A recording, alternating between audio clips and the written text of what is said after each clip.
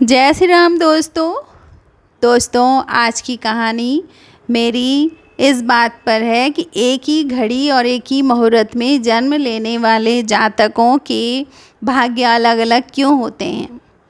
दोस्तों, हमारा भविष्य हमारे कर्म पर और हमारे व्यवहार पर ही फलता है। इस बात का हमेशा ध्यान रखें।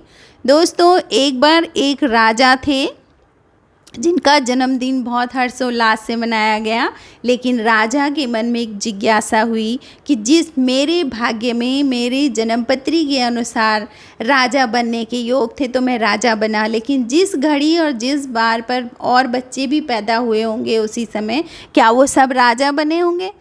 तो ये जानने की इच्छा हुई तो उन्होंने अपने पूरे राज्य में जितने भी ज्योतिषी थे सब बुलाए और सबको बोला कि मुझे मेरे प्रश्न का उत्तर चाहिए। सभी ज्योतिषी बड़े परेशान हो गए, उनको उनके प्रश्न का उत्तर नहीं मिल रहा था। इतने में वहाँ एक बुजुर्ग आए, उन्होंने कहा महाराज की जय हो। उन्होंने कहा महाराज, मेरी इतनी औकात नहीं है कि मैं आपके प्रश्न का उत्तर दूं, लेकिन मैं आपको रास्ता ज़रूर दिखाऊंगा। तो उन बुजुर्ग ने कहा कि एक जंगल में एक महात्मा रहते हैं महाराज, वो शायद आपके प्रश्न का उत्तर दे दें। तो महाराज को बड़ी जिज्ञासा थी, तो राजा वहाँ चले गए। उन्होंने जैसे ही वो उस महात्मा के पास गए तो वो महात्मा क्या एक अंगार के ढेर के पास बैठे हुए थे और अंगारे खा रहे थे।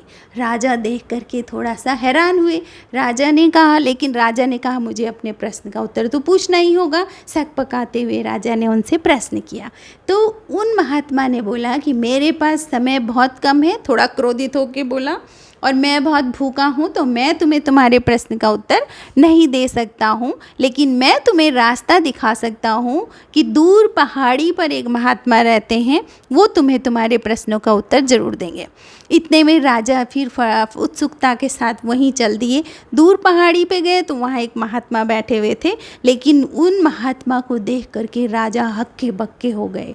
देखा तो वो महात्मा चिमटे से अपना मांस नोच नोच के खा रहे थे। दोस्तों, ये देख कर के राजा के मन में थोड़ा सा भय भी हुआ, लेकिन राजा ने थोड़ा डरते डरते अपना प्रश्न उनके सामने रखा। उन महात्मा ने कहा कि मेरे पास समय बहुत कम है, मैं बहुत भूखा हूँ, मैं तुम्हें तुम्हारे प्रश्न का उत्तर नहीं दे सकता हूँ, लेकिन तुम्हें अपने प्रश्न का उत्तर जानना है तो मैं तुम्हें रास्ता दिखा सकता हूँ। इस पहाड़ी को पार करते ही आदिवासियों का एक गाँव आएगा। उस गाँव में एक बच्चा जन्म लेने वाला है। उस बच्चे की उम्र बहुत कम है, सूर्योदय से पहले पहले वो बच्चा प्राण त्याग देगा, इसलिए तुम फटाफट जा कर के उस बच्चे के पास जाओ, वो तुम्हें तुम्हारे प्रश्न का उत्तर ज़रूर देगा। राजा थोड़ा सा धैर्य भी खो रहे थे, कह रहे थे भाई ये क्या हो रखा है, तो पहेली हो गई है, मेरे प्रश्न का उत्तर नहीं मिल पा रहा है। लेकिन उन्होंने कहा कि चलो एक बार वहाँ भी जाता हूँ। तो फटाफट राजा वहाँ पहुँच गए, सूर्योदय से पहले पहले पहुँच गए। तो वहाँ गाँव में, आदिवासियों के गाँव में एक दंपति था, परिवार था, जहाँ पर एक बच्चे ने जन्म लिया। तो राजा ने उनसे बोला, तो फटाफट उस बच्चे को लेकर के राजा के पास ले आए। राजा ने उस बच्चे को देखा तो बच्चा हंसने लगा। राजा ने कहा मुझे मेरे प्रश्न का उत्तर चाहिए।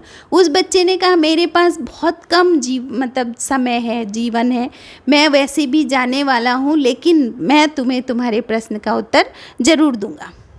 उस बच्चे ने कहा कि राजन, आप और वो दो महात्मा और मैं 7 जन्म पहले एक राजा के पुत्र थे। हम राजकुमार शिकार खेलने जंगल में गए, लेकिन हम वहाँ रास्ता भटक गए। जंगल में हम 4 दिन तक भूखे प्यासे रहे। चौथे दिन हमें एक आटे की पोटली मिली। उस पोटली को देख करके हम बहुत खुश हुए और हमने उसकी 4 रोटियां बनाई और चारों में बांट दी। जैसे ही हम वो रोटी खाने ही वाले थे कि तब तक एक महात्मा भूखे प्यासे वहाँ आ गए। सबसे पहले वो उसके पास गए जो अंगार खा रहा है अभी। महात्मा ने कहा कि मैं 10 दिन से भूखा प्यासा हूँ, आप अपनी रोटी का आधा हिस्सा मुझे दे दो ताकि मैं भी अपने जीवन को बचा सकूँ और इस घनघोर जंगल से बाहर निकल के अपना रक्षण कर सकूँ। तो उसने बोला कि अगर मैं आधी रोटी तुम्हें दे दूँ तो फिर मैं क्या ये अंगार खाऊँ? तो वो अभी तक अंगार खा रहे हैं। दूसरे के पास गए जो मांस खा रहे हैं अपना नोच के। तो महात्मा ने यही विनती उनसे की कि आप मुझे आधी रोटी दे दीजिए ताकि मैं अपना जीवन बचा सकूं। तो उसने बोला कि मैं आधी रोटी आपको दे दूं तो क्या मैं अपना मांस खाऊं, मैं कैसे ज़िंदा रहूं। तो ये कह के उन्होंने उनको बोला चल भाग यहाँ से। उन्होंने भी उसको भगा दिया। तब वो मेरे पास आए कि मैं अपना जीवन का रक्षण कैसे करूं। मुझसे भी उन्होंने वही विनती की, लेकिन मुझे भी बिल्कुल दया नहीं आई और मैंने अपना धैर्य खो करके उनसे बोला कि मैं ये रोटी तुम्हें दे दूंगा तो क्या मैं ज़िंदा कैसे रहूँगा, मैं मर जाऊँ फिर। तो ऐसा कह के मैंने उनको आधी रोटी नहीं दी। फिर वो तुम्हारे पास आए तो तुम्हें उन पर बहुत दया आई और तुमने उनसे बोला कि बहुत इज्जत के साथ तुमने अपनी रोटी का आधा हिस्सा उन महात्मा को दिया। उन महात्मा ने वो खाया और तुम्हें वरदान दिया कि तुम अपना भविष्य अपने कर्मों के आधार पर अपने व्यवहार से ही जियोगे और तुम आगे चल कर के अच्छा जीवन जियोगे। तो इस तरह से तुम आज राजा हो और हम अपना अपना कर्म भुगत रहे हैं, हम वही जी रहे हैं जो हमने किया था। हम चारों अपना जीवन अपने कर्मों के आधार पर ही जी रहे हैं।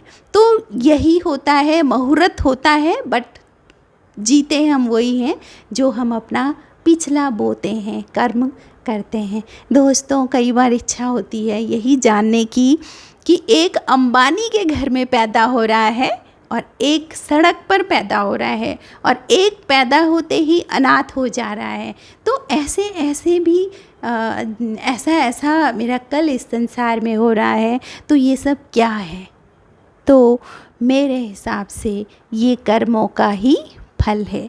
तो दोस्तों, हमें हमेशा ध्यान रखना चाहिए कि हम कर्मों को, अपने व्यवहार को अच्छा बनाएं और जीवन में आगे बढ़ें। सबसे पहली बात, हमेशा खुश रहें। जितना ईश्वर ने दिया है उस पर खुश रहें और ज़्यादा के लिए प्रयासरत रहें। ऐसा नहीं है कि ज़्यादा नहीं चाहिए, उसके लिए प्रयास करें। अगर वो आपके भाग्य में होगा तो ज़रूर मिलेगा, लेकिन अगर नहीं मिला है तो उसके लिए भी किसी और को जिम्मेदार ना रखें, उसको अपने को ही माने कि हाँ, मेरा ही कुछ गलत रहा होगा कि ये मुझे नहीं मिला। तो थैंक यू फॉर वॉचिंग और प्लीज़ मेरे चैनल को सब्सक्राइब कीजिएगा, मेरा उत्साहवर्धन कीजिएगा। कहानियाँ तो ज़रूर सुनिएगा। आप चाहे चैनल सब्सक्राइब नहीं भी करें ना, कोई बात नहीं, लेकिन आप कहानी ज़रूर सुनें, इसका आनंद लें। Thank you.